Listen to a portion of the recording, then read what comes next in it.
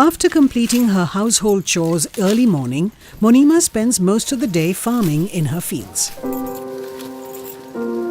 As is the story of millions of farmers in India, Monima and her family have no means of sustenance other than these fields. Ironically, Monima could have earned a better income. Farmers like her grow a rich diversity of crops, from pulses and millets to even high-value cashew crops. But because they don't have electricity, they can't process this produce and end up selling the raw material to middlemen at a very meager price. 2 years ago, when the village was assured of electricity supply, Spread, a local NGO, thought of an idea that could help tribal women improve their livelihood. Basic idea was that if value will be added to their product, so they can sell it in the market and they will get better price. In this area there are many cashew nuts fields are there. I mean huge quantity of cashew nuts are there. So we try to establish a cashew processing unit for the tribal women. But what happened, we procured the machine and everything, but this energy was not there. We failed to, there was a big loss also for that.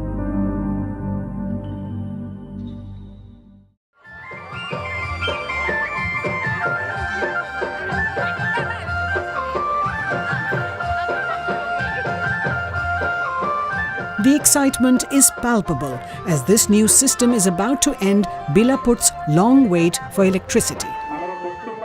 For Terry and SDC, who have been working on the gasification technology in India for over 2 decades, this is also a new milestone.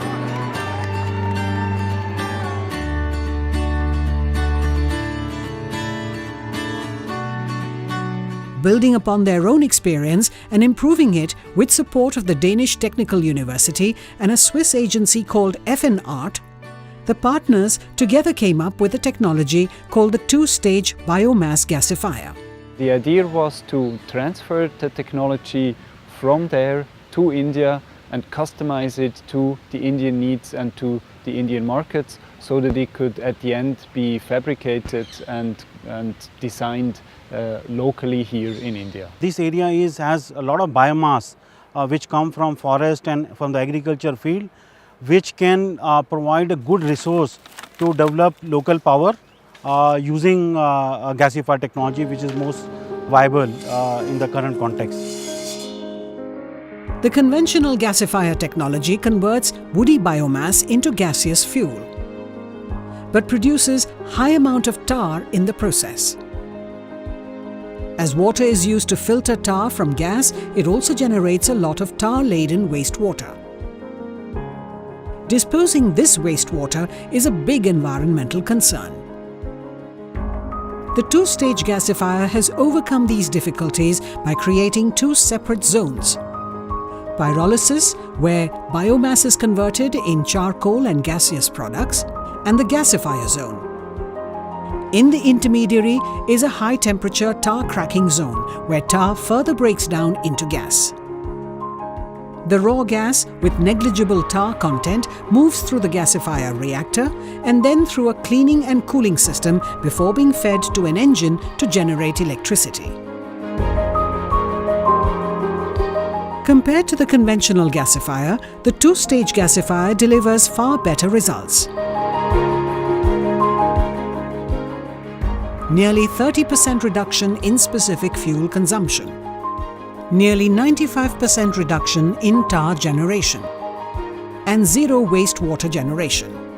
One of the main advantages of the 2-stage gasifier over the conventional 1-stage is the fact that maintenance is reduced significantly and that reliability is also improved very much. It's a new technology which has not been seen elsewhere in Asia as far as we know. In Bilaput village, tribal women who till now sold their produce of ragi at a throwaway price will now earn double the income by selling ragi flour.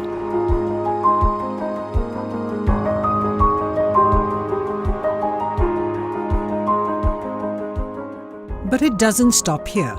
In the pilot installation in Raigada in Odisha, the two-stage biomass gasifier has demonstrated more possibilities. In addition to providing electricity to the micro-enterprise in Raigada project, what we have also achieved is to get an approval from the Regulatory Commission of Odisha to connect the surplus power that the gasifier will generate into local grid. So which basically means that the gasifier, power from that gasifier would therefore be available to be connected to a village transformer. In Satna in Madhya Pradesh, women artisans in this training centre make bamboo handicraft and incense stick.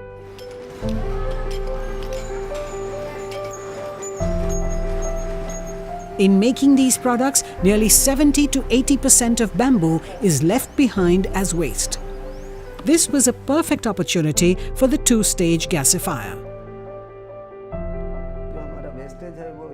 A gasifier unit can help us utilize the wasted bamboo. This electricity can power all our machines, so the waste will become the raw material for generating electricity. This will also decrease the production cost of incense sticks. The profit earned by selling them will be helpful for the women and other members of the self-help groups. Bamboo waste has turned into wealth, generating 25 kilowatt of power through the gasifier. Not only is this a reliable source of electricity, the saving on grid electricity will also make this enterprise more profitable.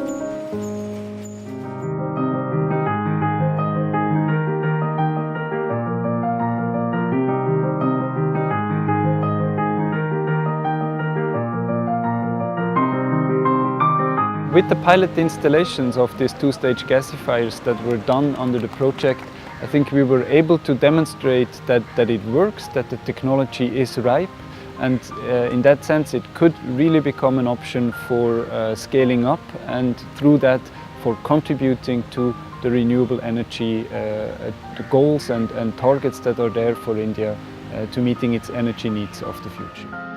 The two-stage biomass gasifier has been recognized under Mission Innovation, a global initiative of 22 countries and the European Union to accelerate global clean energy innovation. It is among the 9 shortlisted innovations showcased by the Indian government at the Expo 2017 held in Kazakhstan, focusing on the theme Future Energy.